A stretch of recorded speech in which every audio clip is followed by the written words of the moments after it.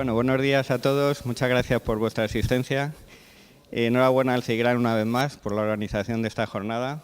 Muchas gracias a don Francisco Doblas, Paco Doblas, como le llaman por aquí, por asistir a nuestra escuela, por venir como invitado de honor a esta jornada tan interesante, porque el clima yo creo que es uno de los últimos retos que nos quedan como dominadores de este planeta en el que estamos, y poco a poco lo vamos consiguiendo, ¿no? Bueno, eso nos contará él. Desde luego para la agricultura, como ya sabemos todos, es un tema fundamental.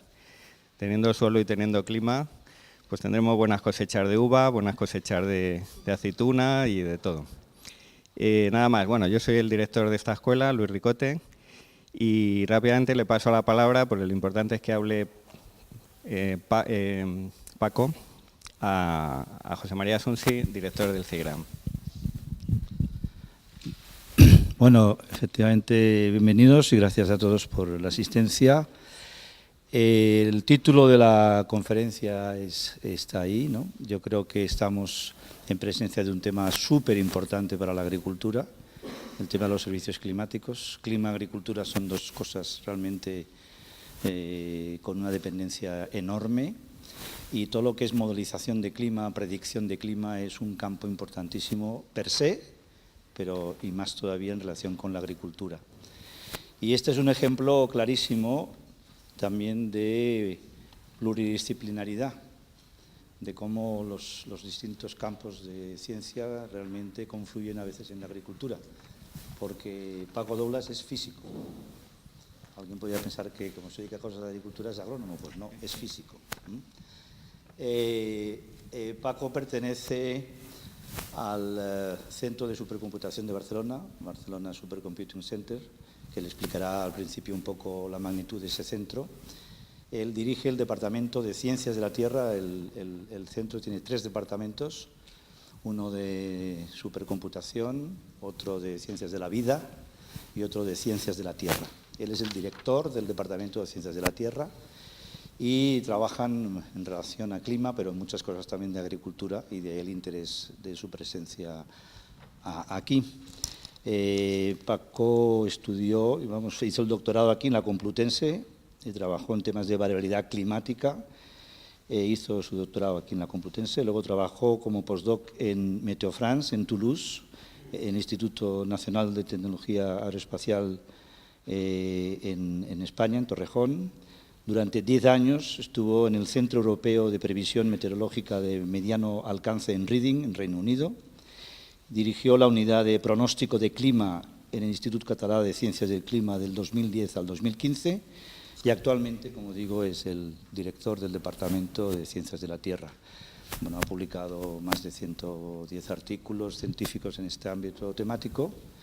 Y bueno, sin más, yo creo que tenemos aquí a una persona muy cualificada en esos temas y espero que sea de gran utilidad para todos nosotros. Cuando quieras, Paco. Muy bien. Bueno, sí, tengo este micrófono.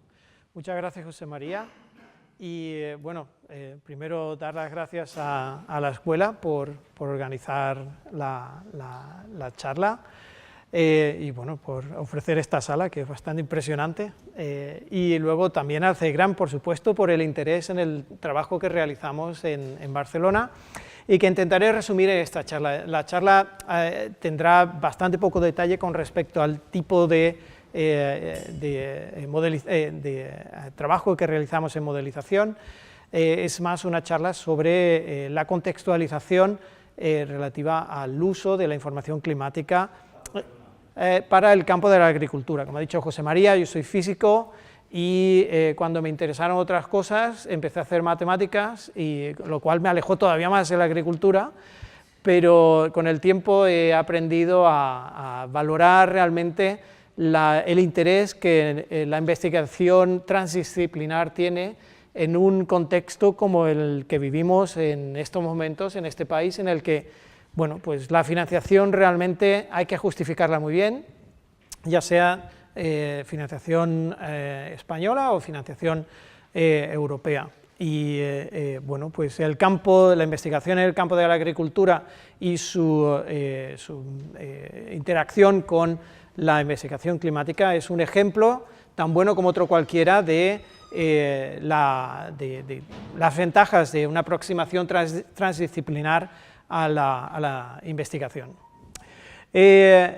Como decía José María, vengo del Centro Nacional de Supercomputación, del Barcelona Supercomputing Center, y simplemente para contextualizar el centro en el que trabajo, he incluido un par de transparencias en el que, bueno, pues un poco explico lo que hacemos en el centro. Es un centro fundado por la Generalitat de Cataluña y el Gobierno de España, que financian con distintos porcentajes el funcionamiento del centro, y recibimos también soporte de la Universidad Politécnica de Cataluña, que, bueno, un poco es quien nos acoge en sus terrenos. Sin embargo, el centro es un centro del Ministerio, es parte de la Administración del Estado, fundamentalmente. Tenemos tres objetivos principales. Uno de ellos es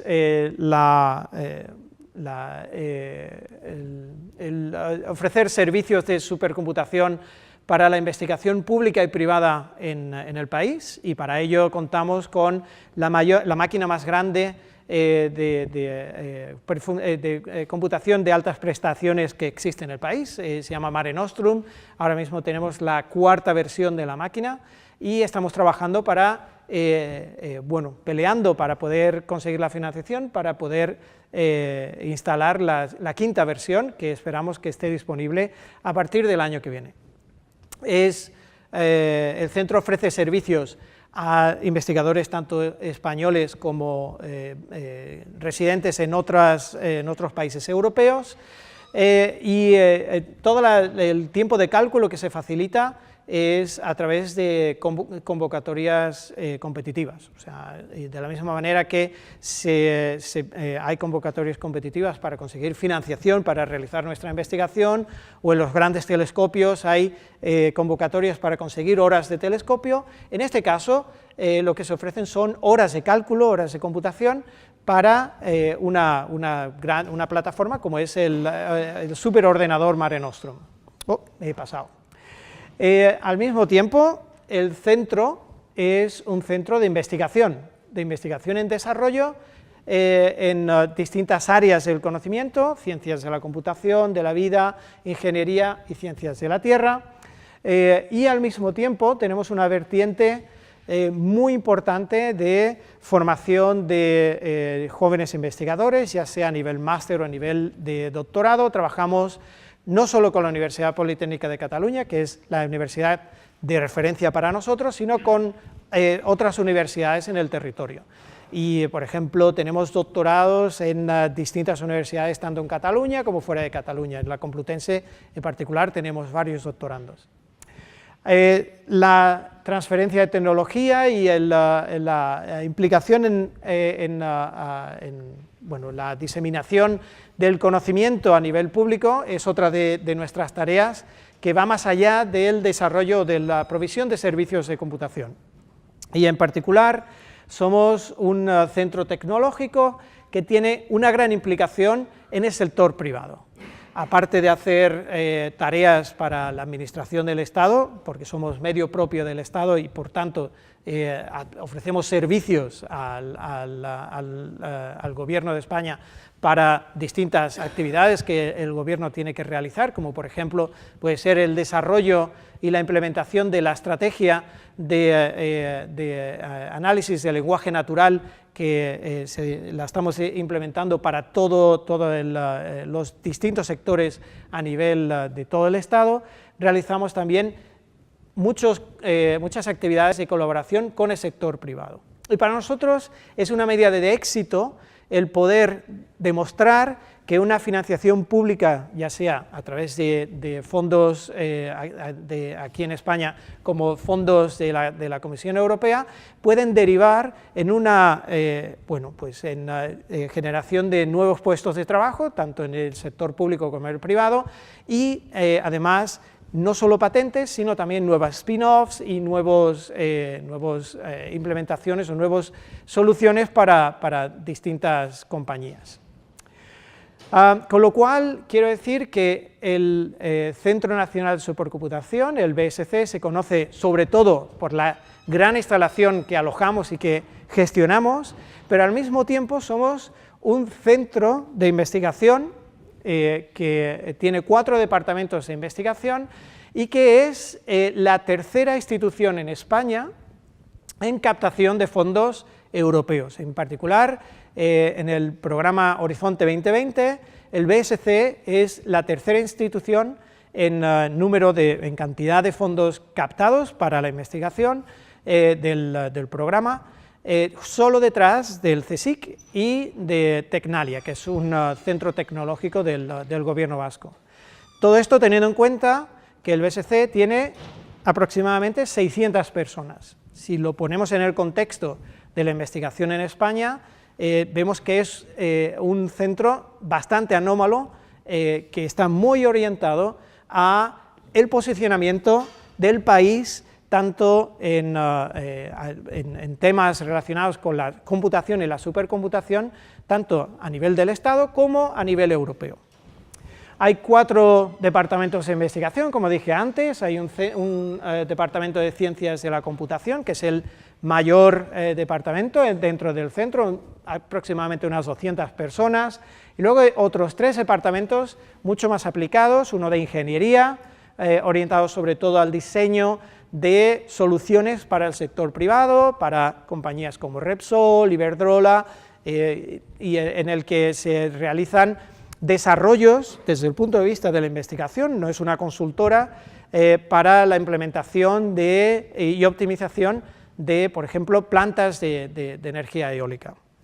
Hay un departamento de ciencias de la vida que trabaja fundamentalmente en el análisis de genomas, no solo humanos, sino de distintas especies, y luego está el departamento de ciencias de la Tierra, que es el que yo dirijo, que tiene aproximadamente unas 100 personas y que, bueno, pues tiene como objetivo la modelización medioambiental y el análisis de datos relacionados con problemas relativos a la meteorología, el clima y la calidad del aire.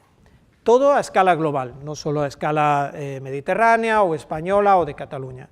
Nuestro interés es sobre todo qué ocurre en el planeta, en zonas de interés tanto para España como para las empresas españolas. Recibimos financiación de distintos programas, Horizonte 2020, de los gobiernos español y catalán, de la Agencia Espacial Europea, de distintos programas de observación de la Tierra desde el espacio, y también tenemos contratos con el sector privado. De nuevo, para nosotros, el trabajo con el sector privado es una medida de éxito y es una medida importante de qué beneficio obtiene la sociedad, y la sociedad incluye todo, el individuo y el tejido productivo, de la financiación pública que se dedica a la investigación. Estamos organizados en 4 grupos de investigación de más o menos el mismo tamaño, un grupo que se dedica a la predicción del clima a escala global, otro grupo que se dedica sobre todo al desarrollo de modelos que permitan abordar problemas relacionados con la calidad del aire desde distintos puntos de vista, un grupo muy interesante transdisciplinar que trabaja en el desarrollo y en la investigación sobre cómo se debe desarrollar un servicio que permita llevar un producto desde que se publica un paper hasta que una empresa es capaz de utilizar algo de lo que había en ese paper. Y es un grupo que es fundamentalmente de investigación, pero que está muy cerca de tanto los principales actores en el sector público como en el sector privado. Y luego hay un grupo muy interesante también de ingenieros de software que lo que hace es ofrecer soporte a los otros grupos relacionados con los modelos que utilizamos, las bases de datos que nosotros generamos y que también recuperamos de otros sitios, y que se aseguran que, por ejemplo, podemos asegurar o podemos facilitar la reproducibilidad de todos nuestros resultados. No solo nos aseguramos de que hacemos investigación de primer nivel, sino que intentamos diseminar buenas prácticas en la comunidad en España. Por ejemplo, en el uso de herramientas de desarrollo de software colaborativo, en la publicación de software libre para beneficio de la comunidad, en la curación de los datos y el control de calidad de los datos. Son herramientas que intentamos transmitir a nuestros estudiantes de máster y doctorados para que puedan al mismo tiempo diseminar estas buenas prácticas en otros centros de investigación en el país. Como tal, es un departamento que es muy competitivo por puras razones de supervivencia. Tenemos muy poco personal permanente, somos 7 personas con contratos permanentes en el departamento, y el resto tienen contratos asociados a un proyecto u otro. Os podéis imaginar que genera mucha tensión, por un lado, pero también mucha actividad, ¿no? Y es algo que tiene aspectos positivos y también aspectos negativos. No digo que sea deseable, pero es la realidad que nos toca vivir.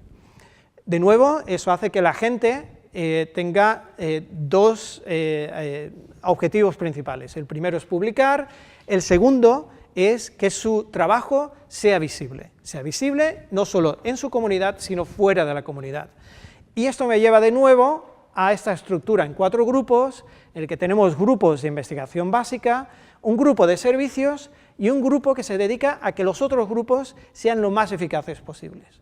Y todos comparten recursos. Los recursos son únicos para todos los grupos.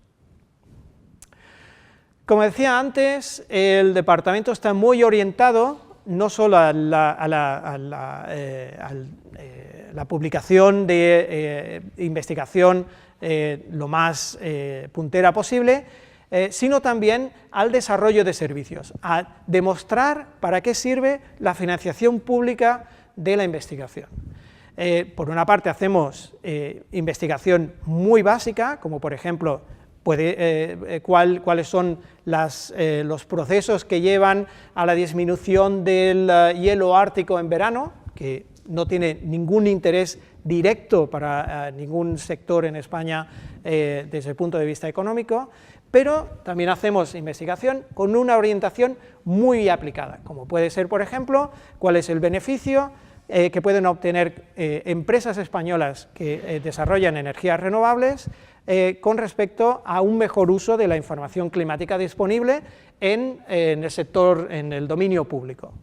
Y es un aspecto que sin poner en la misma habitación a gente que son capaces de entender cuáles son los retos de comunicación de las simulaciones climáticas que realizamos, junto con economistas o junto con expertos en marketing, es muy difícil llevar a cabo. Y además se puede publicar, y se hacen publicaciones muy interesantes.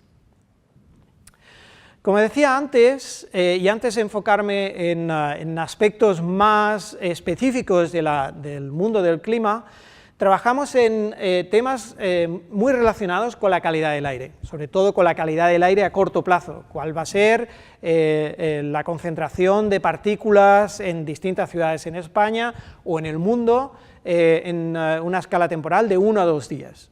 ¿De acuerdo? Que es algo que no tiene una relación directa con la agricultura. Pero los mismos modelos que utilizamos para hacer la predicción de la calidad del aire en ciudades son los que utilizamos para hacer predicciones de la concentración de ozono en verano. Y es innegable que existe una relación directa entre la concentración de ozono y la salud de determinados cultivos, la viña entre ellos. Al mismo tiempo, somos un centro de referencia en la predicción de tormentas de polvo en África del Norte y en Oriente Medio. Y somos un centro de referencia, conjuntamente con AEMET, para la Organización Meteorológica Mundial.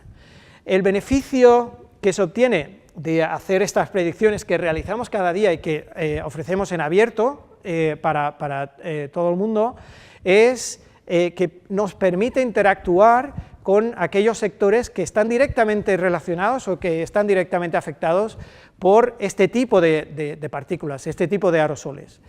Uno de los sectores más directamente afectados es el de la salud humana. Es de nuevo innegable que existe una relación directa entre las tormentas de polvo y distintas afecciones pulmonares. Pero también existe una relación directa entre los cultivos, sobre todo en África subsahariana, y la frecuencia de las tormentas de polvo. De nuevo, es un aspecto que necesita de nuevo, pues un tipo de perfiles, sobre todo personal con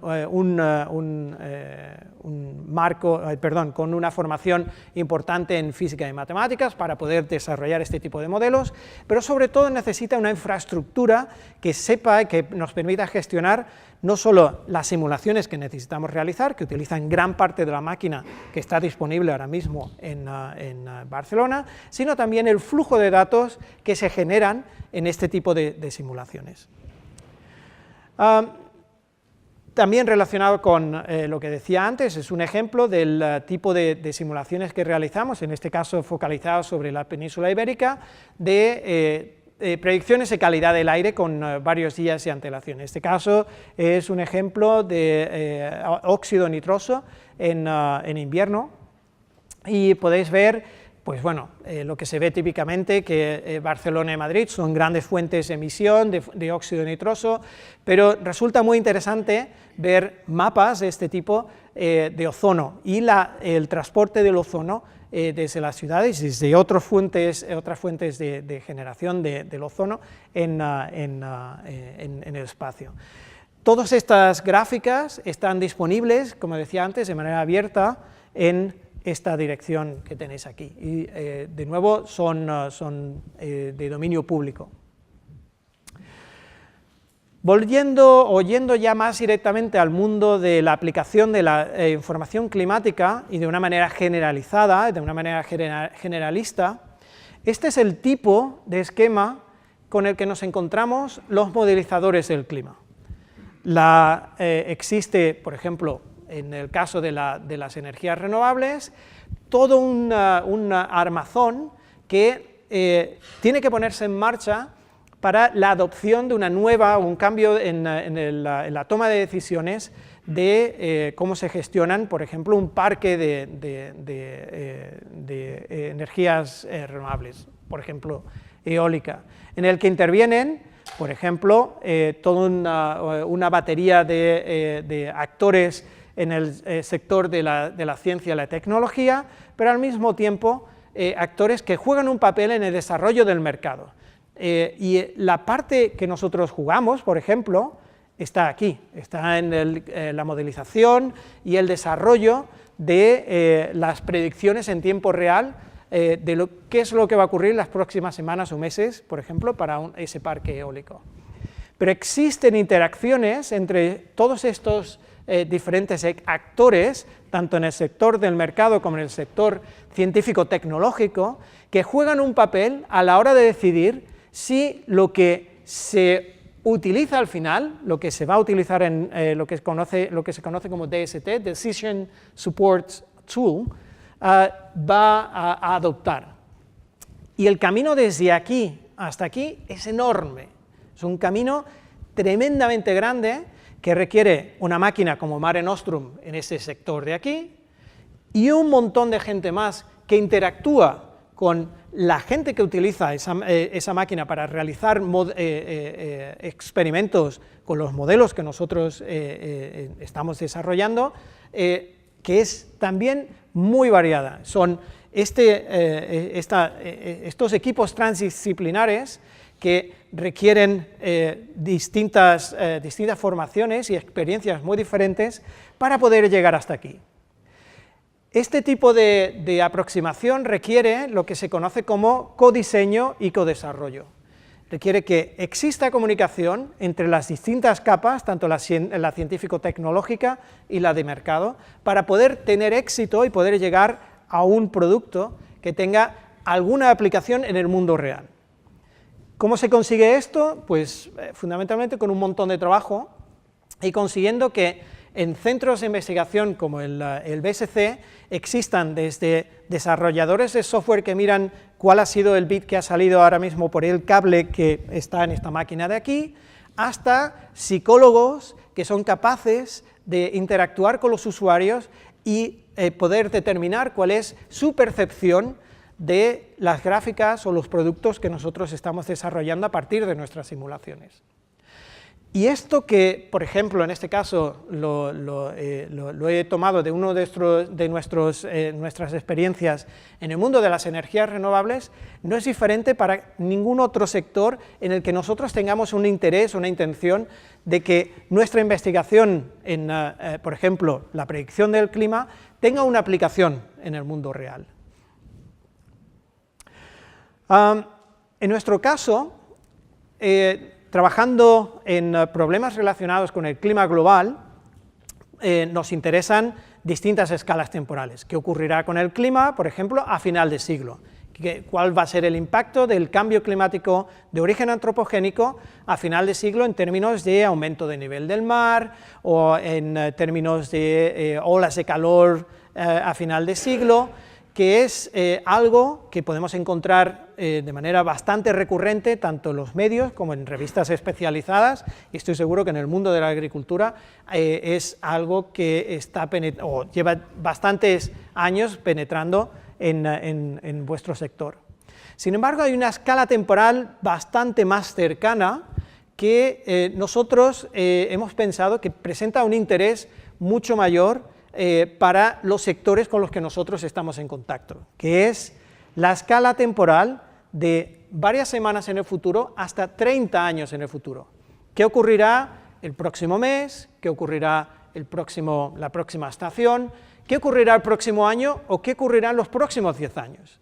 Y si intentamos encontrar información, por ejemplo en la web, sobre este tipo de problemas, sobre qué ocurrirá en esas escalas temporales mucho más cercanas, tendremos muchas más dificultades que si buscamos información sobre cuál va a ser el impacto a escala regional del cambio climático de origen antropogénico a final de siglo. Y es un problema que no solo tiene un interés científico, sino que además recibe o muestra o ofrece una vía de interacción mucho más próxima y cercana, tanto con el sector público como con el sector privado, en particular con el sector privado. Y la agricultura ofrece un ejemplo muy claro de ello. Un agricultor, y vosotros lo sabréis infinitamente mejor que yo, estará muchísimo más preocupado de cuál va a ser la evolución del clima de aquí al mes de agosto, que cuál va a ser el impacto que puede tener el cambio climático en el año 2100 en su parcela. Y sin embargo, para ese agricultor, por ejemplo en Cáceres, no hay ninguna información disponible sobre cómo abordar ese problema. Puede tener una predicción meteorológica para los próximos 2, 3, 10 días, pero más allá de eso, nadie le está explicando cuáles son los riesgos que tiene a la hora de tomar las decisiones que está tomando. Existen, sin embargo, diferencias en el tipo de decisiones que se toman con escalas temporales de varios meses, años o varias décadas. Y en esta figura intento un poco ilustrar cuál es la diferencia y cuáles son los problemas que se abordan en esas escalas temporales con respecto al uso de la información climática. Por ejemplo, en escalas temporales de hasta un año, fundamentalmente lo que nos interesa son decisiones relativas a la planificación o al mantenimiento de actividades que ya están teniendo lugar. Y el tipo de información climática que requieren ese tipo de actividades es muy diferente del tipo de actividades relacionadas con qué puede ocurrir de aquí a los próximos 30 años, que son actividades de un carácter mucho más estratégico y con una visión muchísimo más amplia. En esta escala temporal, nosotros abordaríamos, y abordamos, de hecho, los problemas que, por ejemplo, presentan o nos ofrecen compañías como pueden ser productores de vino como un producto alimentario de alto valor añadido. Mientras que en escalas temporales de este tipo son las que abordamos con instituciones como el JRC, que es el Joint Research Center, que es la institución europea que ofrece información relativa a la agricultura, tanto, por ejemplo, a la producción como a la seguridad alimentaria, para la Comisión Europea. Y el tipo de problema lo abordamos de una manera diferente, con herramientas diferentes. Al mismo tiempo, existen diferencias entre los distintos sectores que son vulnerables al clima. La agricultura, no nos sorprenderá a nadie, que está bastante madura para poder adoptar nuevas herramientas que la investigación en clima sea capaz de ofrecerles. Hay otros sectores, como por ejemplo el turismo, que tiene una vulnerabilidad muy alta, que sin embargo tiene un nivel de madurez muy bajo, sorprendentemente, para adoptar este tipo de información. Pero en cualquier caso, hay algo que es importante, y es que no existe valor añadido si la gente que produce la información climática, los investigadores que desarrollan los modelos, realizan los experimentos, analizan los datos tanto de observaciones como de modelos, no interactúan con los usuarios. Y es esa interacción en un sentido y en otro la que realmente produce el valor añadido. Si nos quedamos en el experimento de clima que se realiza y se pone en una página web, estamos haciendo investigación básica, alguien seguramente tendrá curiosidad, pero el valor añadido de ese tipo de información, si para ahí, en realidad no tiene valor ninguno. Es solamente el usuario el que le da valor a cualquier información que estamos produciendo, en particular en nuestro caso, en nuestros experimentos de modelización de clima. Un caso específico que muestra el grado de madurez del mundo de la agricultura, y ponía el ejemplo del vino, por ejemplo. Bodegas Torres, con quien nos reunimos de manera regular, un poco para comentar los nuevos resultados que aparecen en la literatura y que ellos consultan al mismo tiempo, pero que, por ejemplo, tienen preguntas, vino un día y nos dijo que tienen problemas a la hora de comprar terreno porque la temperatura está subiendo, el tipo de variedad que quieren producir para un tipo de vino específico en algunos sitios les está planteando problemas y están considerando expandirse a otros sitios en el planeta. En particular estaban interesados en Chile. Pero para hacer una inversión de varios millones de euros en compra de terrenos o alquiler, querían saber realmente cuál es la evolución potencial durante el periodo vegetativo, el periodo de producción de la viña, con respecto al clima, y sobre todo si existe algún cambio a largo plazo en escalas temporales que a ellos les interesaba, no 2100, sino los próximos 30 años. Y lo que hicimos fue trabajar con ellos y definir cuáles eran los índices. Bueno, ellos nos definieron los índices y nosotros produjimos la información climática para los índices que eran relevantes para ellos, utilizando nuestras simulaciones y todas las simulaciones que pudimos obtener del resto de la comunidad climática. Y es este tipo de interacción el que nos permitió al mismo tiempo abrir una línea de colaboración con la Universidad Católica de Chile, con el Servicio Meteorológico de Chile. Al mismo tiempo Endesa se interesó porque Endesa tiene plantas de energía hidroeléctrica en Chile y está interesado en utilizar la misma información climática, y nos dio un paper. Con lo cual tenemos varias empresas, varios sectores, un contrato y un paper. Y desde el punto de vista de las métricas que utilizamos en la investigación de manera regular, por ejemplo, a mí, que soy un investigador ICREA en Cataluña, me evalúan por el número de publicaciones que tengo, el número de proyectos que tengo, pero desde hace poco nos evalúan también por el número de puestos de trabajo que generamos. Y es este contexto el que a mí me permite ir a instituciones como ICREA, que es un financiador de investigación, para decirles, realmente el dinero que estáis invirtiendo aquí se está transfiriendo o se está expresando en más que papers, hay más que eso. Como decía antes, para escalas temporales de varios meses, años, hasta pongamos 2040, el tipo de información que un usuario genérico, alguien que no está en la universidad, que no tiene contactos, como puede ser, yo que sé, Margarita, encuentra en la web, son cosas como estas. Son informes de Naciones Unidas o de los distintos gobiernos, en los que se ve la media de la temperatura en un mapa global, en un mapa de España, en un mapa a lo mejor de Andalucía, pero tienes la media sobre un periodo, en este caso creo que es 2016 a 2035, para, bueno, pues la variable temperatura, y luego a lo mejor para la variable precipitación. Pero, por ejemplo, para la evapotranspiración no hay manera de conseguirlo, porque es un problema específico de un usuario concreto, ¿de acuerdo? Ese tipo de información, para los próximos 20 años, o para los próximos 5 años, o para el próximo año, no está, no existe, no se puede encontrar en la web, no solo porque no hay gente trabajando en ello, produciendo ese tipo de información, sino porque los usuarios ni siquiera saben que existen otras herramientas que se están desarrollando y que pueden facilitarle la vida produciendo información que va mucho más allá de lo que se ve aquí.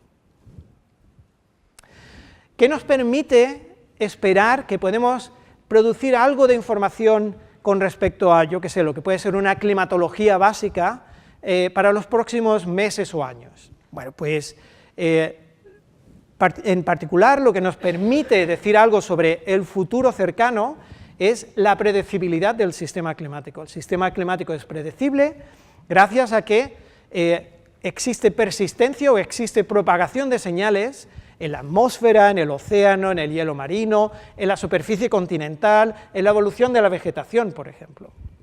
Y la persistencia o la propagación de esas señales tiene escalas temporales diferentes según si esa señal está en la atmósfera, esa señal se disiparía en escalas de varios días a varias semanas. Si esa señal está en la superficie continental, por ejemplo, una señal en la humedad del suelo, puede persistir durante varios años, o si esa señal está en el océano, de manera que puede persistir esa señal o propagarse durante varias decenas de años, como puede ser, por ejemplo, una señal en la intensidad de la circulación termoalina del Atlántico Norte. Bueno, fundamentalmente en la temperatura del océano en el Atlántico Norte, que puede afectar al clima sobre Europa. Los modelos que desarrollamos nosotros permiten tomar esa información, asimilarla y propagarla hacia el futuro. O sea que ya no es solo hacer una estimación de cómo va a ser el clima hacia final de siglo, teniendo en cuenta cuáles van a ser las emisiones de gases de efecto invernadero y los aerosoles debido a la actividad humana durante el periodo de aquí a 2100, sino que existen otras fuentes de información, como he dicho antes, que nos permiten tener predecibilidad y aprovecharla. Si utilizamos esas señales que están en las observaciones y que tomamos de observaciones por satélite, de sistemas de observación del sistema climático que están in situ, de observatorios en ciudades, en terrenos rurales, observaciones que se realizan tanto del hielo marino como del estado del océano, tanto en vertical como en horizontal. Si utilizamos toda esa información de una manera, en un momento concreto, y lo utilizamos como condición inicial para una simulación hacia el futuro, podemos esperar que la información generada por el modelo climático que estamos utilizando sea mejor que si no hemos utilizado ninguna de esas observaciones que tenemos en ese momento. Y eso es lo que se realiza en el proceso de predicción climática. el sistema climático está en un estado concreto en este momento, por ejemplo, existe un fenómeno del Niño en el Pacífico tropical y además existe una anomalía de precipitación en Europa central que hace que exista una anomalía de humedad del suelo durante la primavera que se va a propagar hacia el verano. Si consigo meter toda esa información dentro del modelo y realizar una predicción hacia el futuro, varios meses o varios años hacia el futuro, obtengo una información climática que es mejor que una climatología. No siempre, pero se puede esperar obtener ese tipo de información.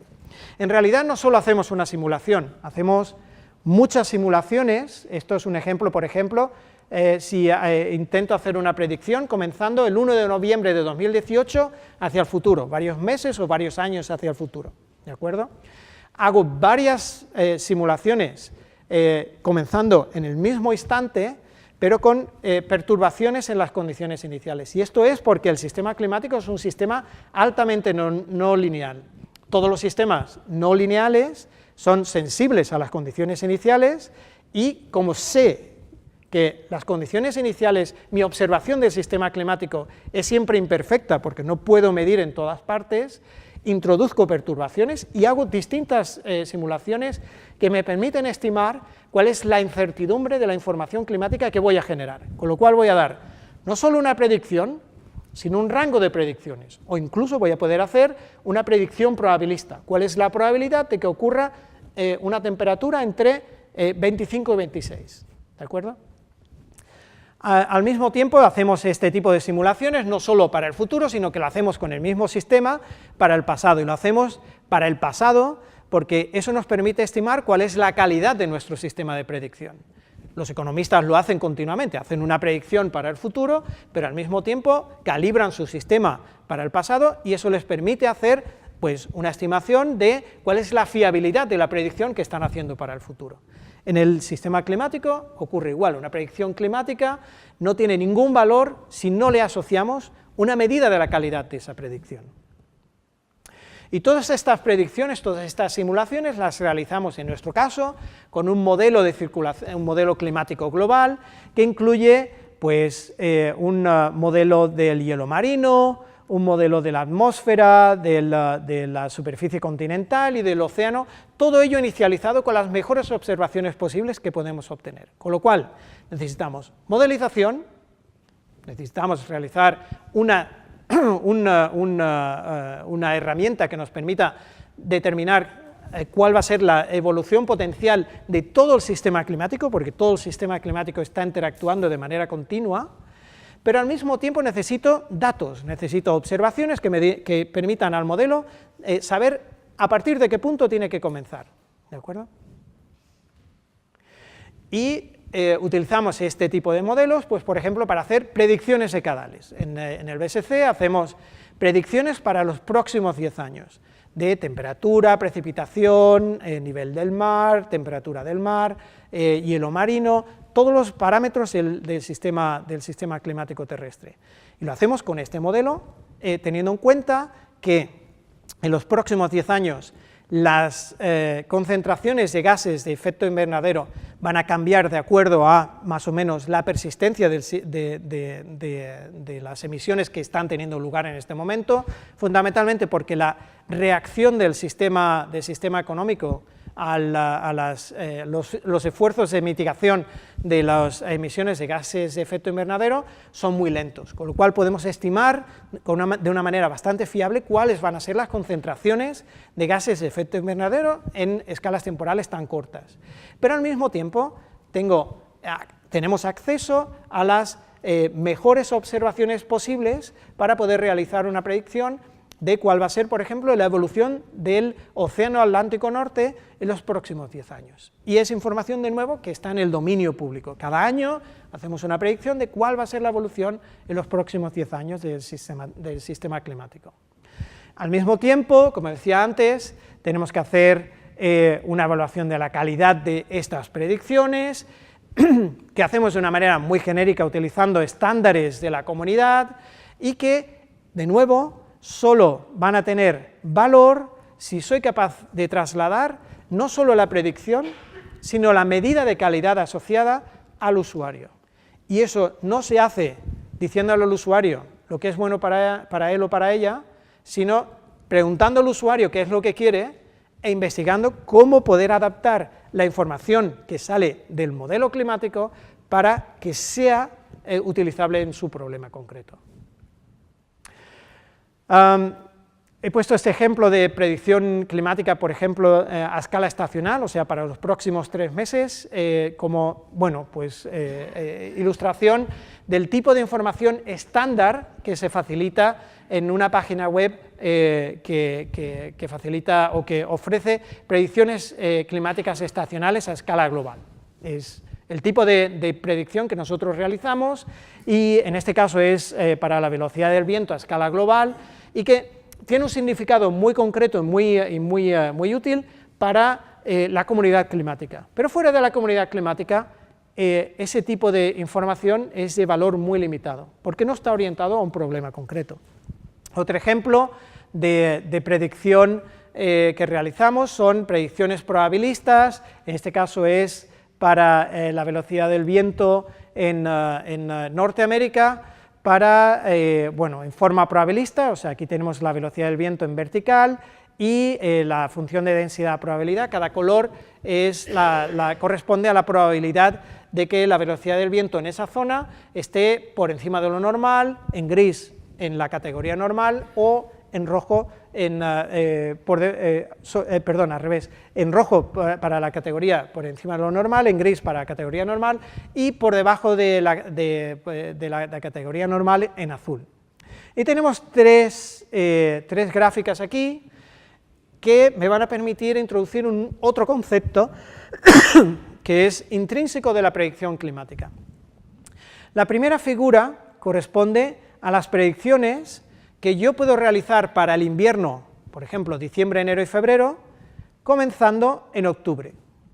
O sea, en octubre yo cojo el modelo global, lo inicializo con las mejores observaciones que tengo para el mes de octubre y realizo una predicción para el futuro. Llego y estimo cuál va a ser la probabilidad de la velocidad del viento en los meses de diciembre, enero y febrero. Pero también puedo realizar otra predicción en noviembre. Nada me impide hacer el mismo ejercicio comenzando en noviembre. Y puedo tener una predicción como esta. De nuevo, hago una predicción en noviembre para el mes de diciembre, enero y febrero, para la velocidad del viento, y la comunico al usuario. Y en diciembre puedo hacer de nuevo lo mismo. Justo antes de que comience el invierno, hago una nueva predicción.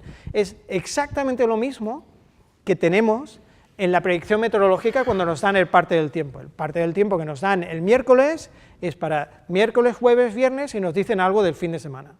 El jueves nos dicen cómo va a ser el viernes y también el fin de semana.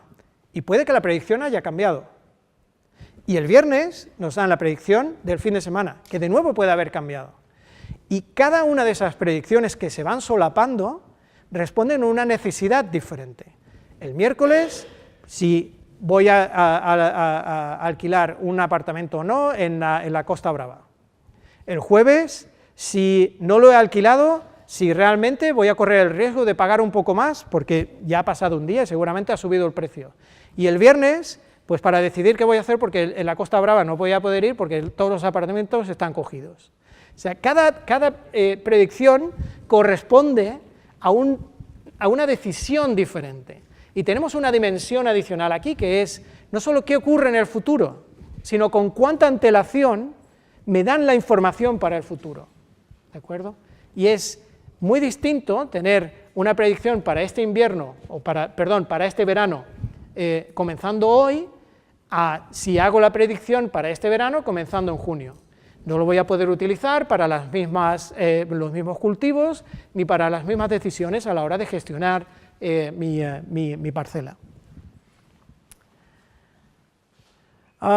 Normalmente para transmitir este tipo de conceptos relacionados con el uso de probabilidades en decisiones, intentamos utilizar juegos y desarrollamos un juego bastante sencillo que está disponible en Google Play Y bueno, pues es fundamentalmente jugar a la ruleta, pero haciendo trampas. Y la trampa consiste en que tengo una predicción buena. Si la predicción tiene fiabilidad, ganaré dinero, y si la predicción no tiene fiabilidad, pues perderé dinero.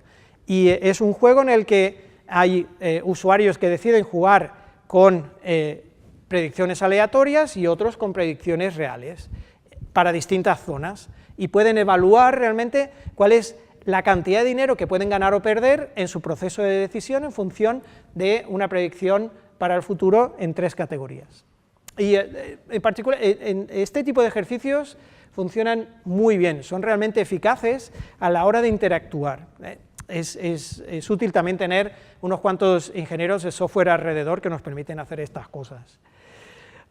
Ya más ejemplos más concretos para el campo de la agricultura, y voy un poco más rápido. Tengo 3 ejemplos que os quería mostrar y que son los que había hablado con José María.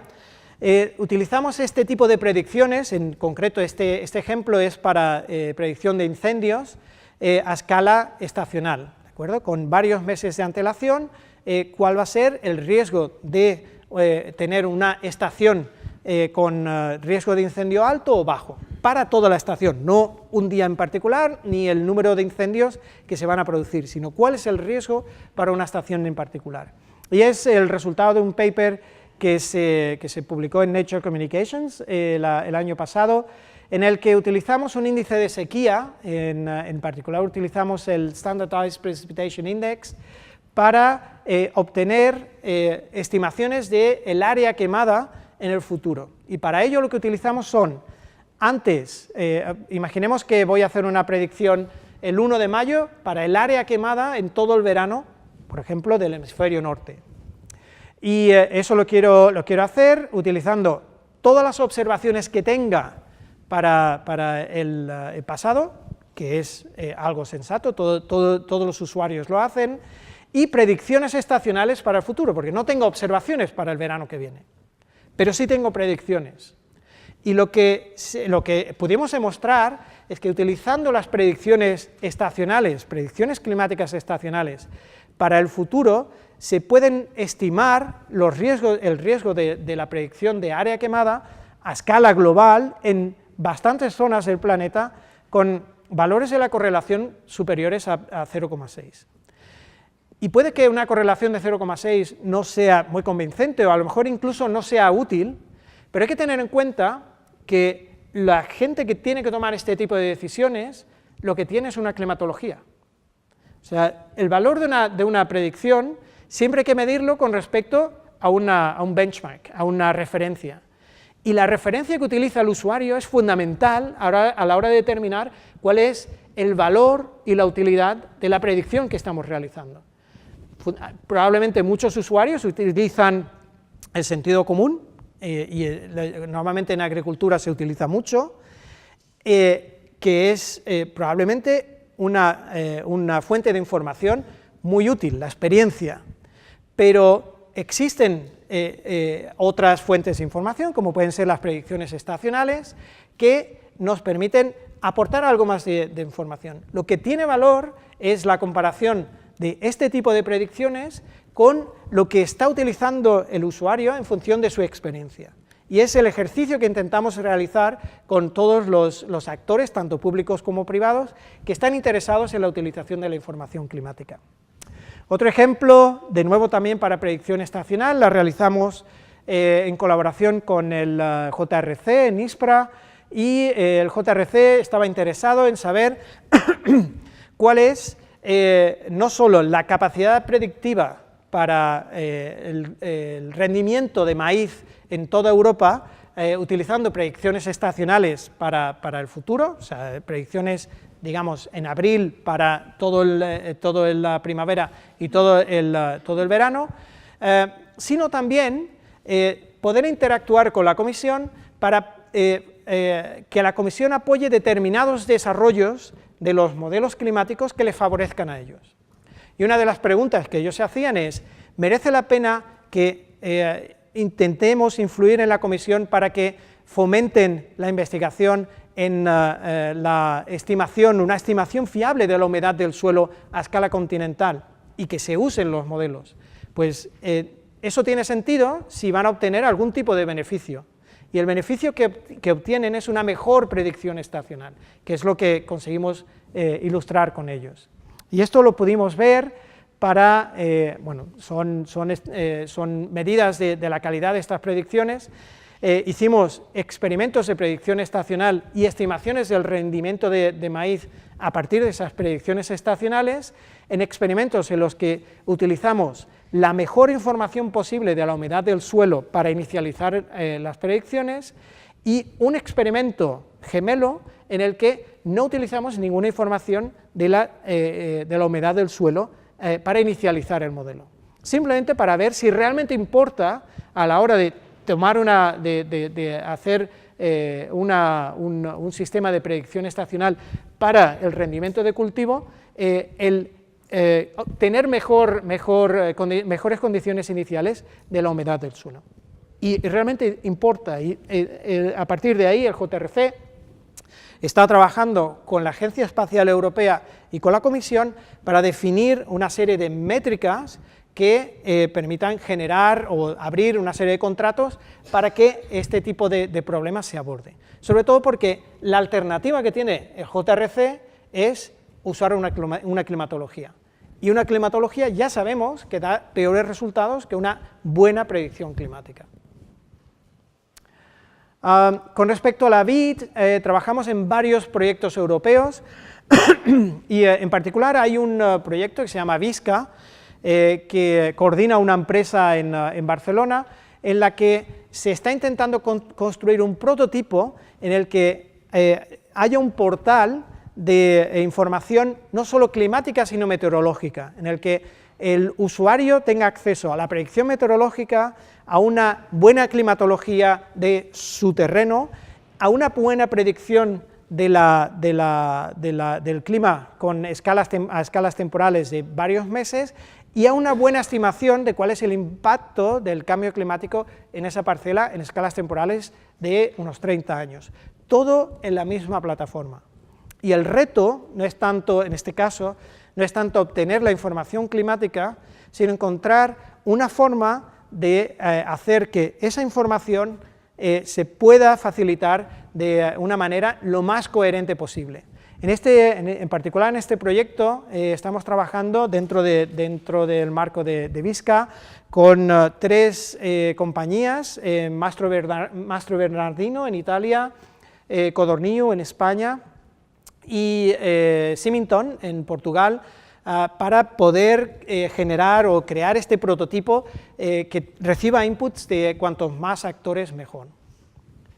Y el ejemplo final tiene que ver con qué información podemos facilitar para los próximos años, en particular para escalas temporales de 5 años en el futuro. De nuevo es una colaboración con el JRC en el que estaban interesados en saber si hay algún valor en el uso de la información climática en escalas temporales de 5 a 10 años para la producción de trigo en Europa.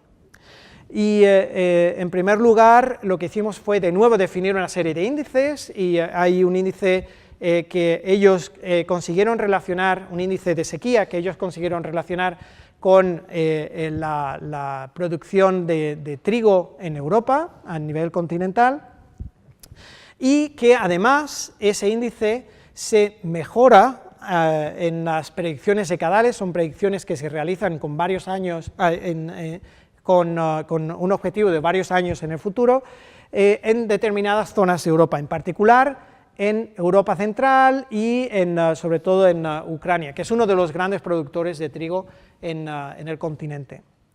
En este caso, en particular, un resultado que para nosotros, como científicos orientados al clima, habríamos considerado como mediocre, porque una mejora en una región muy particular debido a la inicialización del modelo, que requiere un esfuerzo tremendo y una serie de experimentos muy costosos a nivel de ordenador, pues lo habríamos prácticamente ni siquiera publicado.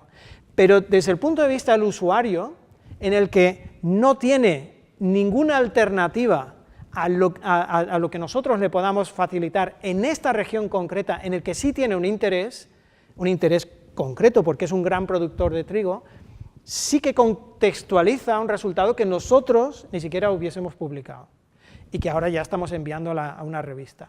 Es realmente interesante mirar a este tipo de colaboraciones con actores públicos y privados, no solo como una fuente de recursos, una fuente de contratos, una fuente de nuevos puestos de trabajo, sino también como una forma fresca de mirar a los resultados que estamos generando nosotros desde el punto de vista climático, modelizador o de análisis de datos desde el punto de vista del clima nada más. Es tremendamente enriquecedor ver que existen posibilidades de hacer cosas nuevas, simplemente porque hay nuevos actores que están mirando los mismos resultados que nosotros miramos con una perspectiva muy concreta.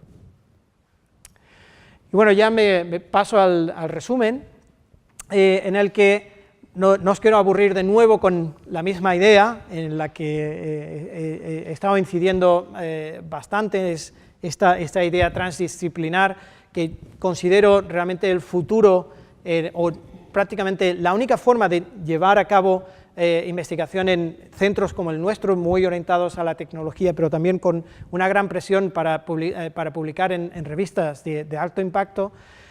No existe otra forma que la transdisciplinaridad. Y sobre todo, tenemos en España una plataforma única para llevar a cabo este tipo de experimentos que en muchas partes de Europa ni siquiera se plantean hacer. El BSC tiene unas herramientas que están a disposición de la comunidad en España para realizar investigación transdisciplinar que requiera el uso de supercomputación y el análisis de grandes bases de datos que la mayoría de los grupos en España no se pueden permitir alojar. Y que, bueno, aprovecho para ofrecer aquí a quien esté interesado en el CIEGRAM y en la escuela que use y que acceda, porque, bueno, estamos aquí para eso. Y bueno, nada más, muchas gracias.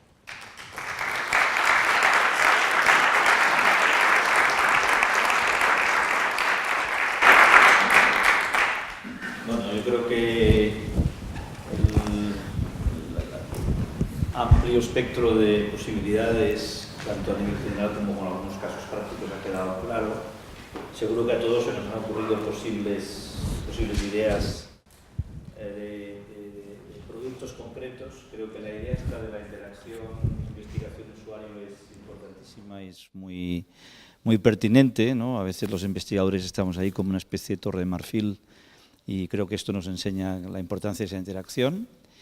Y bueno, la idea de esta conferencia es un primer paso. No oculto que mi sueño es realmente llegar a hacer una alianza el BSC y el CIEGRAM para poder desarrollar investigaciones concretas relacionadas con la agricultura y con el riesgo en la agricultura, que tiene mucho que ver con el clima.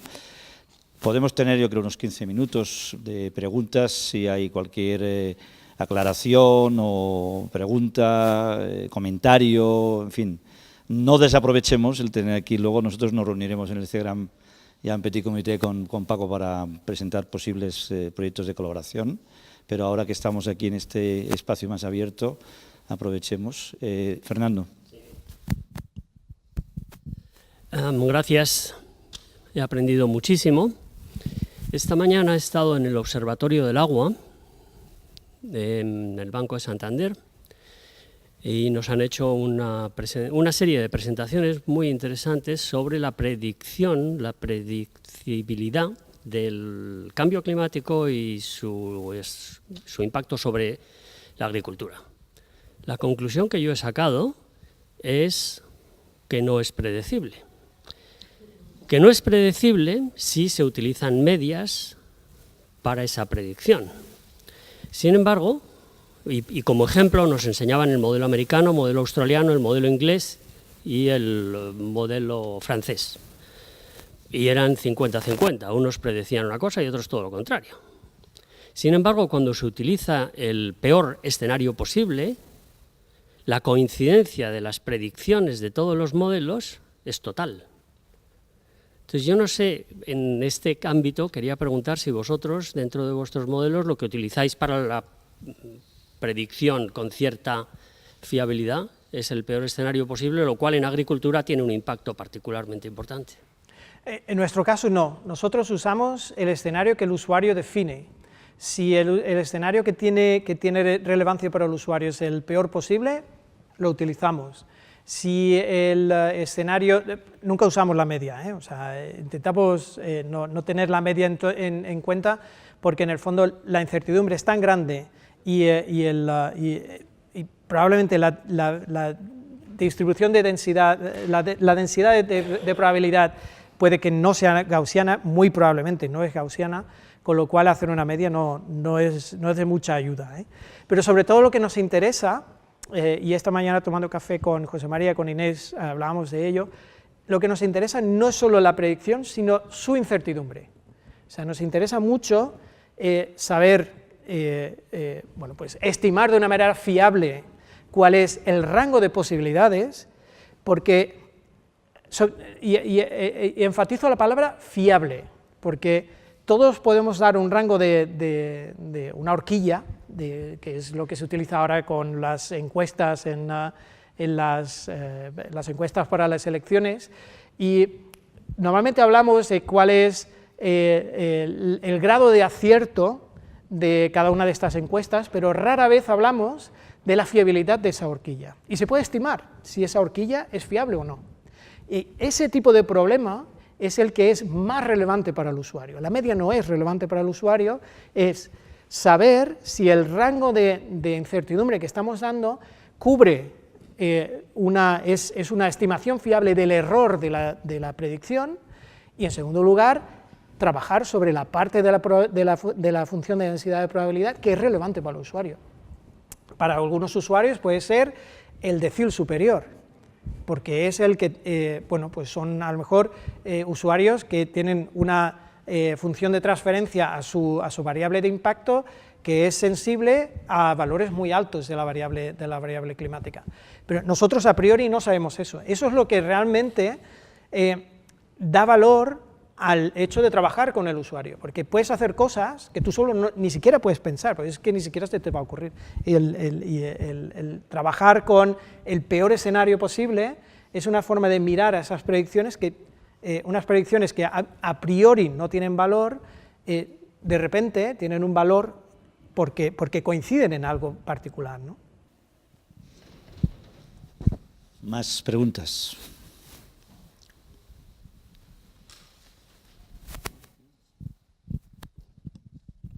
Paco, muy interesante la presentación y bueno, mi pregunta va en cuanto a cómo se involucra el agricultor y la escala de tiempo, y ahí está hoy un punto clave para que el interés, y hablo de cultivos sin riego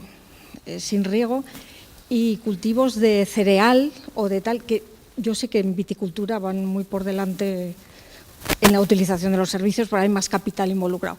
Entonces, en algunos sistemas que yo conozco con grandes agricultores, en grandes parcelas, 10.000 hectáreas, 6.000 hectáreas, baja precipitación, están en contacto con servicios climáticos.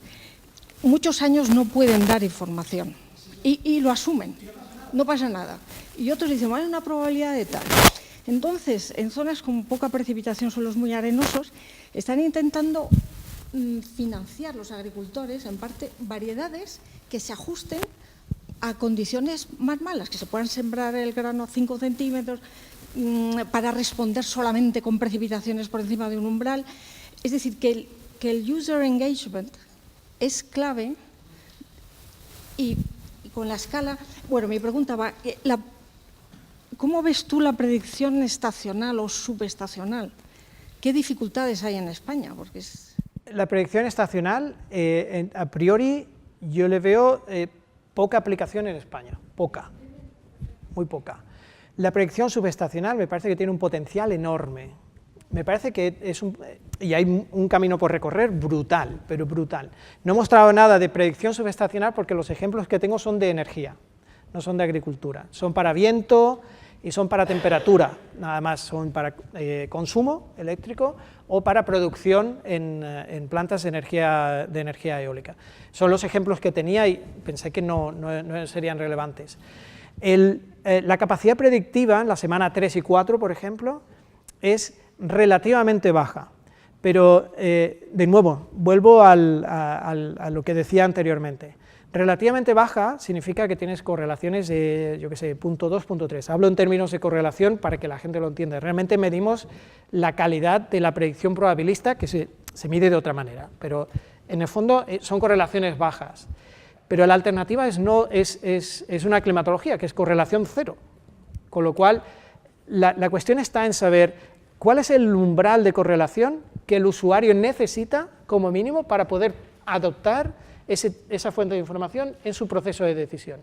Y una vez que lo ha adoptado, ¿cuál es el umbral de probabilidad para que considere la predicción en su proceso de decisión? Lo primero es, ¿me fío de este sistema? Y lo segundo es, ¿utilizo esta predicción? Y son dos cuestiones diferentes. Una depende de la calidad del sistema de predicción, la segunda depende de la densidad de probabilidad específica de la predicción que vas a utilizar. Por eso muchas veces dicen, bueno, la incertidumbre es muy grande, no hay ninguna señal clara, no podemos...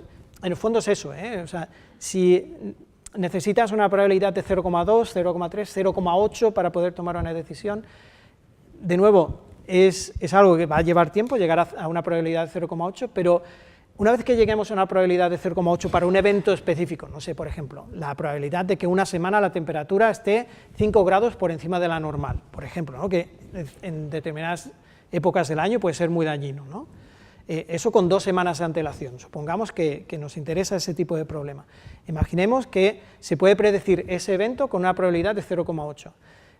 No podemos esperar a llegar a predecir eso para empezar a trabajar con el usuario, es demasiado tarde. Tenemos que empezar mucho antes a trabajar con el usuario, porque a lo mejor el usuario no necesita ni siquiera 0,8.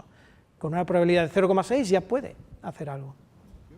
Siguiendo un poco más con esto, porque hemos tenido varias conferencias en temas de servicios climáticos, nosotros trabajamos sobre todo en recomendaciones de fertilización y de riego. Y en la experiencia nuestra medimos el error a nuestra manera, y cuando nos metemos un error superior al 30%, es decir, un nivel de acierto inferior al 30%, mal asunto. Hasta que lleguemos al 80% no podemos aplicarlo, porque la impresión que yo tengo es que la psicología humana es muy particular, y si tú recomiendas y tienes un 30% de fallos, fallas siempre. No aciertas nunca, ¿no? Y entonces yo quería preguntarte cómo lidiáis con esto, vosotros que tenéis psicólogos y tenéis gente, porque nosotros cuando vamos a agricultores, verdaderamente, por lo que sea, el ser humano registra más esos fallos que esos aciertos. Y entonces, no sé, ¿cómo lidiáis con esa cuestión que supongo que tenéis experiencia? Lidiamos con eso no tratando con el usuario a nivel muy detallado, o sea, no vamos al nivel más bajo de usuario. O sea, trabajamos siempre con la gran compañía, trabajamos con la entidad que tiene suficiente capacidad de absorción de un nivel de error suficientemente alto. Porque la calidad de la predicción es suficientemente baja como para no tener que trabajar como para que no tenga sentido trabajar con el usuario de muy bajo nivel. De muy bajo nivel, quiero decir, a nivel de parcela, o sea, no de conocimiento, ni mucho menos. A nivel de tamaño. A nivel de tamaño. O sea, por ejemplo, ¿quién se puede beneficiar de eso? Una compañía de seguros. Porque la compañía de seguros lo que hace es acumular errores sobre una muestra muy grande. En el fondo es lo que está haciendo la compañía de seguros. Bueno, no sé. Pero no estaba hablando de seguros agrarios, tenía en mente otro tipo de compañías de seguros con quien trabajamos, que son compañías de reaseguros, son Munich Re, son Swiss Re, que son compañías con las que trabajamos porque hacemos predicción de frecuencia de ciclones tropicales en el Atlántico Norte. De hecho, tenemos una página web en la que todos los años, en abril y en mayo, se hace la predicción, consenso a nivel mundial para la frecuencia de ciclones tropicales en el Atlántico Norte, que de hecho lo financia un broker de una compañía de seguros y está en el BSC. Y esas compañías de seguros sí están dispuestas a asumir un riesgo con un grado de error lo suficientemente alto como para que tenga sentido trabajar con este tipo de predicciones. O sea, es muy importante también elegir el usuario. O sea, las compañías los productores de vino son muy parecidos a las compañías de energía eólica, porque las compañías de energía eólica tienen parques en Rumanía, en el Reino Unido, en España, en Norteamérica, en Brasil, en Uruguay, y al final hacen un promedio de todos los errores que están obteniendo. Compañías como Codorniu, por ejemplo, pues producen en muchos sitios del mundo. Un productor único que tiene una parcela de 10 hectáreas, que puede ser, no sé, es alguien que vive de eso, no lo puede utilizar. Las administraciones podrían dar orientaciones de cultivo, o sea que un cliente podría ser las comunidades autónomas para orientar qué tipos de variedades hay que poner. Me alegro que me hagas esa pregunta. Me parece que hay una falta de sensibilidad con respecto al tema ambiental a nivel administrativo en España, de una irresponsabilidad brutal, y me parece que algún día lo vamos a pagar muy caro. Creo que es irresponsable, el mejor ejemplo es la calidad del aire en las ciudades. Es un ejemplo perfecto, Madrid. Sabemos con 3 días de antelación cuándo va a haber un pico de ozono o cuándo va a haber un pico de partículas, un pico de dióxido de nitrógeno. 3 días de antelación. ¿Quién toma medidas? Y son las administraciones y tienen la información. Y es un ejemplo como de muchos otros problemas medioambientales. ¿Cuántos planes de adaptación al cambio climático conocemos en España? Yo, sinceramente, ¿cuántas plataformas de ayuda al usuario con respecto al uso de información climática de 2050 en adelante existen en España a nivel autonómico, a nivel gobierno central? 0. Por desgracia, estamos en un país en el que lo que viste es invertir en biotecnología quiero decir humana, y el tema medioambiental que nos azota a todos los días, pues no. O sea que está claro que aparte del usuario privado también el usuario público tendría un papel importantísimo. Sí, por supuesto, ¿eh? Pero nosotros, por ejemplo, trabajamos mucho con AEMET y tenemos una relación excelente con AEMET y hacemos un montón de cosas con AEMET, pero cada vez hacemos más cosas con AEMET y para AEMET porque la administración está descapitalizando a AEMET. Terminamos haciendo nosotros trabajo para AEMET porque AEMET se descapitaliza en términos humanos y económicos. No, el tema de predicción de cosechas, por ejemplo, es importantísimo a nivel Ministerio de Agricultura, no en la parcela del agricultor Pepito, sino a nivel de los X millones de hectáreas de cereal que hay, como hace el USDA, ¿no? Y que permite efectivamente anticiparse a posibles pérdidas fuertes de cosecha que además repercuten en el precio, porque luego la interacción, hemos hablado de la interacción más biofísica, pero la interacción económica clima-mercado es absoluta, ¿no? O sea, quería dejar claro desde el principio que lo que yo cuento aquí es una porción súper pequeña del problema, ¿eh?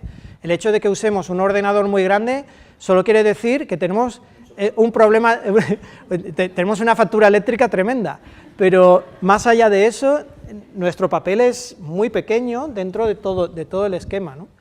Y yo echo de menos un marco de discusión mucho más abierto y más franco a nivel español para tratar un problema que es muy grave para un país como este. Eva. Bueno, gracias. La verdad es que ha sido apabullante, diría yo, ¿no? La presentación y la capacidad, ¿no? De cómo marca la agenda de los investigadores, ¿no? Disponer de toda esta cantidad de información, efectivamente. Como decía José María, pues efectivamente esto marca por dónde hay que ir o por dónde se puede ir, ¿no? Estamos hablando de cosas distintas, como predecir a nivel de región o de España o predecir para viticultura, ¿no? ¿Cuál es la escala espacial y cómo varía la fiabilidad con la escala espacial? Que yo creo que es muy interesante. Cuanto más reducida la escala espacial, mayor la incertidumbre y probablemente menor la usabilidad de la información. Cuanto mayor la escala espacial, escala de país, por ejemplo, es lo mínimo para poder, cuando quiero decir a escala de país, no es que demos un valor para el país, sino que podamos integrar el efecto del uso de esa información cuando lo integras para todo el país. Podemos facilitar las predicciones a escala de parcela, o sea, podemos hacer un proceso de downscaling de la información climática para esa parcela, pero si lo evaluamos solo en esa parcela, lo más probable es que no tenga ningún valor. O sea, la información es tan sutil que solo se manifiesta su beneficio cuando tiene una muestra lo suficientemente grande. Pero podemos trabajar a escala de parcela, y en particular con Codorníu trabajamos a escala de parcela, pero una parcela en Girona, otra parcela en Tarragona, 2 parcelas en Barcelona, o sea, y se interpreta todo con los rangos de incertidumbre asociados. O sea. Muy interesante. Has hablado mucho de enfoques multidisciplinares y transdisciplinares.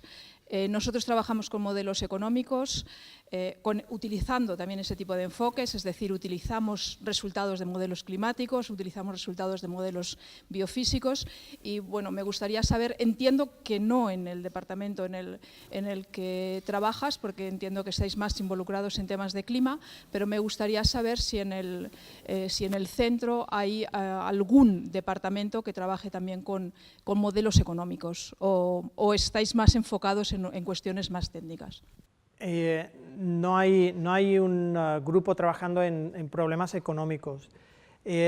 Nosotros, la premisa que utilizamos es que el problema sea lo suficientemente grande a nivel computacional o de manejo de datos. O sea, si el problema no requiere el uso de, no sé, de 2000, pongamos, de 200 nodos, es demasiado pequeño, o si requiere menos de 200 terabytes de datos, no es suficientemente grande. Nosotros vamos buscando el problema más grande que podemos encontrar a nivel computacional o de gestión de datos. Entonces, a nivel económico es difícil llegar a esas escalas, ¿no? Si pudiéramos encontrar un problema lo suficientemente grande, ningún problema, estaríamos encantados, pero tiene que ser un reto computacional para poder abordarlo. Luego, una vez que encontramos el problema, por supuesto, nos interesa la vertiente económica, pero ya más es más para poder dar salida al resultado que nosotros obtenemos para que sea útil para otra gente, pero no como un fin en sí mismo, como investigación dentro del departamento o incluso del centro. Por ejemplo, en el departamento tenemos una filósofa que trabaja en la ética del uso de la información climática, pero está orientado al problema de la simulación, ya, o sea, está muy corriente abajo del problema de simulación, pero es una parte muy importante, ¿no?, dentro del esquema de llegar al usuario, ¿no?, o por lo menos hacer una parte del camino. Pero si se te ocurre un problema económico lo suficientemente grande, vamos, encantado.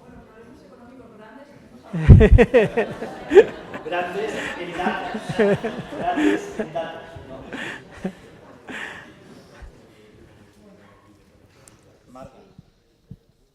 Bueno, muchas gracias también por la presentación. Yo quería preguntarte por dónde piensas que van los avances metodológicos para aumentar la fiabilidad en las colas, en los extremos definidos para cada usuario, porque además no son iguales en todos los sectores. Entonces, ¿cómo estáis trabajando para mejorar la fiabilidad en los eventos, de la predictibilidad en los eventos extremos?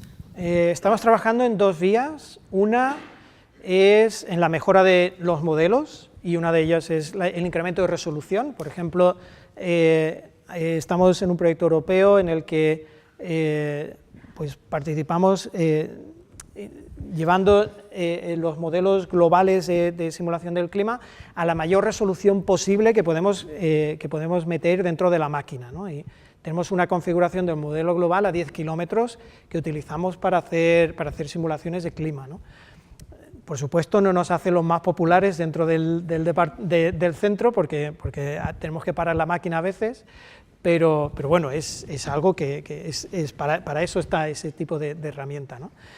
Y además el aumento en la comprensión de cuáles son los procesos fundamentales en los que tenemos que mejorar la simulación, sobre todo relaciones, la mejora en la simulación de los flujos de calor de momento entre el océano y la atmósfera. Ahí es donde realmente se está jugando gran parte del beneficio asociado al incremento de resolución. Eso por una parte, mejorar el modelo.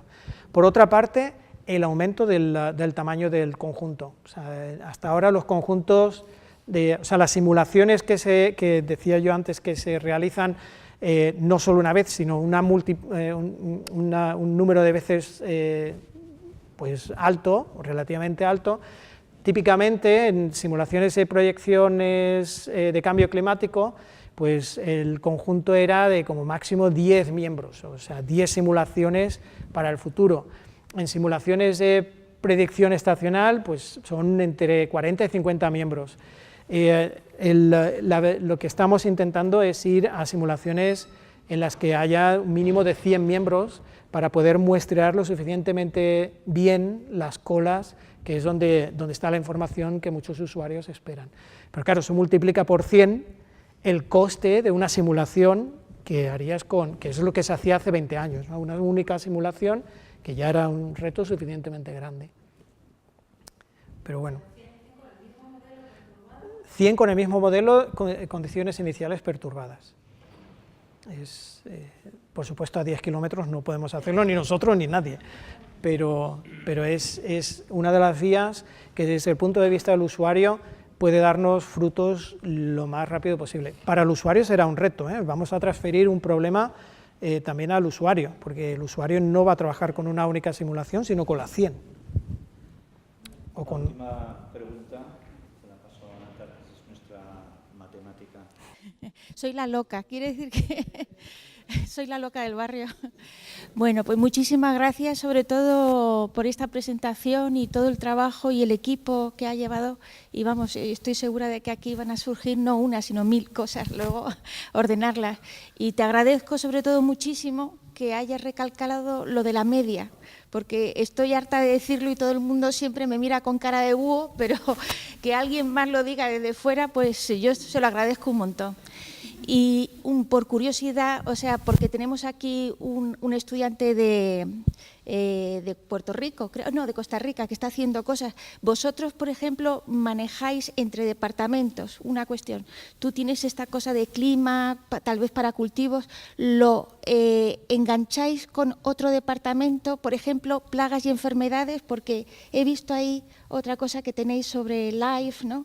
¿Hacéis esas sinergias? Dentro del BSC lo intentamos, pero no lo forzamos. Vemos el BSC como una plataforma para la comunidad en España y lo que nos interesa es crear comunidad en España, más que fomentar. O sea, sí, podemos hacer colaboraciones dentro del BSC, las hacemos, pero las colaboraciones que tienen lugar dentro del BSC tienen que ver con cosas que no he contado aquí, como por ejemplo la eficiencia computacional de los modelos, la gestión del input-outputs, la gestión de los datos y la compresión y la estructura a la hora de hacer curación y gestión de metadatos. Son cosas más relacionadas con con la gestión, lo que es software sobre todo, ¿no? Sobre todo hay muchísimo trabajo de eficiencia computacional. O sea, cuando llegas a utilizar 200 nodos en una simulación, lo que quieres es que corra rápido, pero sobre todo que gaste pocos recursos. Que Computer Science. Pero a nivel de fuera del BSC, lo que intentamos, y bueno, Margarita es un poco testigo de ello, lo que intentamos es crear masa crítica aquí en España para que lo que hacemos nosotros no sea un outlier, sino que haya más grupos y que la gente se pueda beneficiar de esto. Me han pedido una última, tú también, porque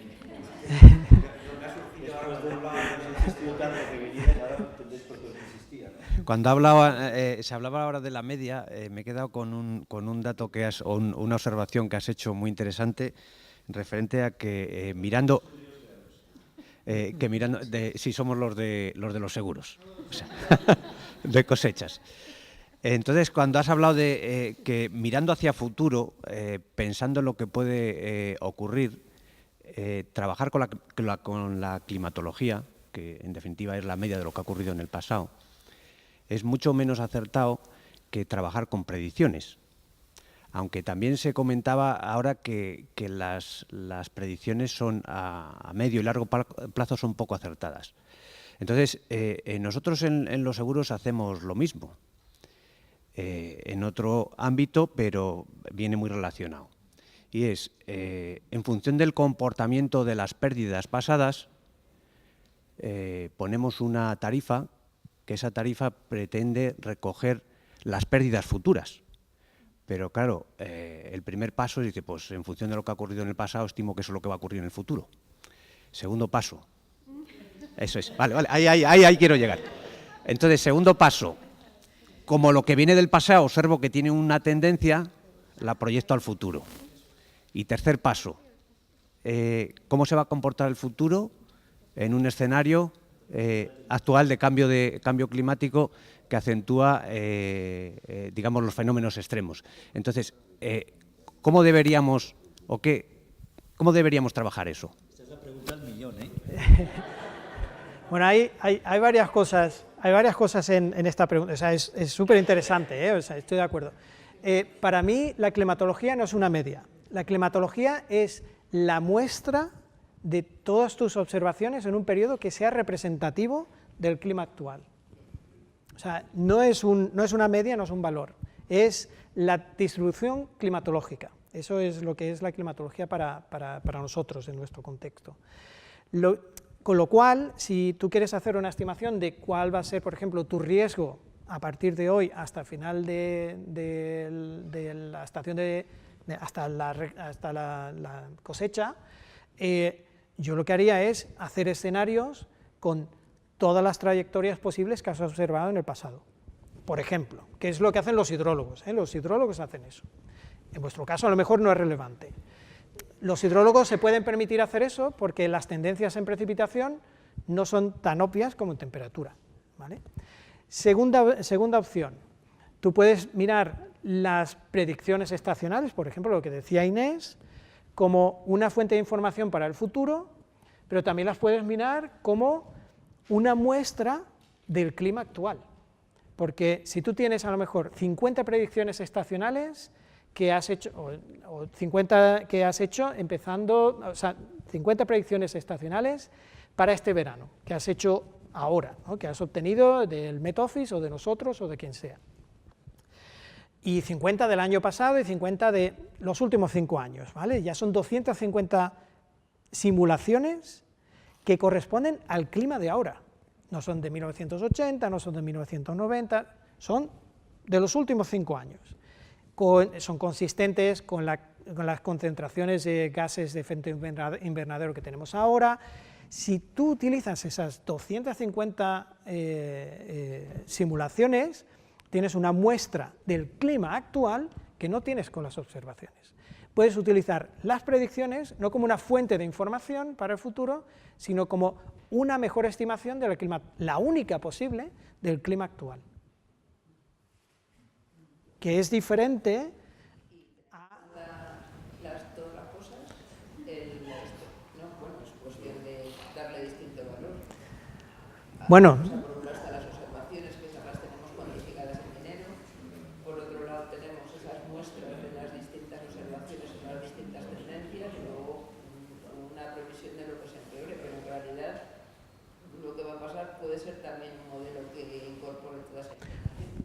sea, realmente cómo combinas todo eso, ya habría que entrar en el detalle, ¿eh? O sea, yo el negocio no lo conozco, ¿eh? O sea, lo que sí os puedo decir es que hay distintas formas de mirar estas simulaciones, no solo como una fuente de información para el futuro, sino como una estimación del presente. Una estimación consistente, ¿eh? José Ramón se dedica a la viticultura. Ah. No, es para grabar. Ah, perdón.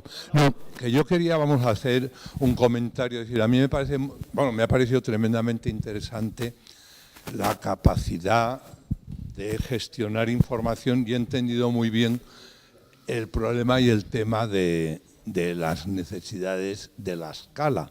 Pero en las aplicaciones a la agricultura me parece que no solamente es importante la escala y el tamaño, sino las variables que se seleccionan a la hora de definir las consecuencias en el modelo final. ¿Por qué? Pondré un ejemplo de la viticultura. España, en este momento, con respecto a hace, Vicente, 25 años, tenemos la mitad de superficie del viñedo, la mitad. Pero los rendimientos y las cosechas se mantienen o han aumentado. ¿Qué es lo que sucede? Que a pesar de variables climáticas, hay otras muchas variables que entran en juego, como son las tecnologías, la selección de genotipos, etcétera. Y en la agricultura me parece que el buscar solamente variables de carácter ambiental para relacionar incluso rendimientos de cosecha, estos parámetros, es absolutamente, desde mi punto de vista, insuficiente. Hay que seleccionar otro tipo de variables que condicionan muchísimo las respuestas de la agricultura. Sí, completamente de acuerdo, ¿eh? De nuevo, vuelvo a la idea en la que yo mostraba la gráfica, o sea, ese esquema en el que la parte climática es una esquina de todo el problema, ¿eh? O sea, perfectamente consciente, y además, no solo eso, sino que la comunidad climática cada vez es más consciente de eso y es la que ha tomado la iniciativa, esta vez, para ir a no lo llamaría usuarios, sino sectores vulnerables al clima. Y para que la variable climática se utilice como un input más de un proceso de decisión que es tremendamente complejo, ¿eh? Sí, sí. Un conjunto de variables que condicionan presentes y las que van a venir en el futuro. Gracias. Muy interesante la presentación. Y bueno, como se me han colado, pues me toca ser el último, así que nada, el premio es el micrófono. Bueno, una de las preguntas me la han pisado ya, que era el tema de los eventos extremos. Yo también vengo del ramo de los seguros, sé que algo teníamos que ver. Y la segunda pregunta que te voy a hacer era en relación a cómo estudiar otra cuestión que me parece relevante, que es el tema de los eventos compuestos. O sea, cuando estamos hablando normalmente hablamos de un fenómeno, una variable, pero cuando hablamos desde el ámbito asegurador también nos preocupa, o nos debería de preocupar, nos interesa hablar de fenómenos compuestos. Y sobre todo, por ejemplo, hablando de viña, pues la relación entre el estrés hídrico y las noches tropicales o las olas de calor. Entonces, en ese sentido, te quería preguntar un poco hasta qué punto podemos integrar, podemos avanzar, podemos establecer escenarios de previsión de este tipo de escenarios o de situaciones más complicadas. Está casi todo por hacer. Por desgracia, hay muy pocos papers sobre el tema de los eventos extremos compuestos. De hecho, en el próximo informe del IPCC será una sección importante de uno de los capítulos, porque bueno, existe una sensibilidad creciente a este nuevo concepto, nuevo para nosotros, en el sentido de que hasta ahora mirábamos la temperatura o la precipitación o yo qué sé, o la temperatura máxima o el viento o lo que fuera. Yo personalmente soy muy sensible al tema de los eventos compuestos porque hice una charla TED hace un par de años, una cosa así, después de comprarme una casa en la playa donde vivo, y compré la casa, pagué 40.000 euros en impuestos, pregunté en el ayuntamiento qué plan de adaptación al cambio climático había para esa zona en la que hay riesgo de riada y riesgo de subida del nivel del mar, y silencio radio. Nada, cero. O sea, de nuevo nos encontramos con que hay eventos extremos a los que somos muy sensibles, pero hay eventos compuestos cuyo impacto potencial es multiplicador y nos vamos a llevar algún día una sorpresa muy desagradable. Bueno, creo que ahora comprenderéis por qué insistí tanto de no os perdierais esta conferencia, no solamente por la conferencia en sí mismo, sino porque acaba de decir que la importancia de que los modelizadores climáticos se relacionen con los sectores vulnerables es importantísimo. Y si hay un sector vulnerable al clima, todos coincidiremos que uno de ellos es la agricultura. Así que yo creo que aparte del interés de la conferencia, y has visto muchas preguntas, detrás de esas preguntas hay posibles líneas de investigación. Como digo, mi final de esto no es una mera conferencia, sino una especie de joint venture entre el BSC y el CEGRAM para investigar realmente y poder dar servicios en el tema de clima y agricultura, donde, como dice además José Ramón, es verdad, no solamente intervienen variables biofísicas o ambientales, sino también de tipo tecnológico o de tipo genómico o fenómenos demás, ¿no? Bueno, pues muchas gracias y nada, seguiremos.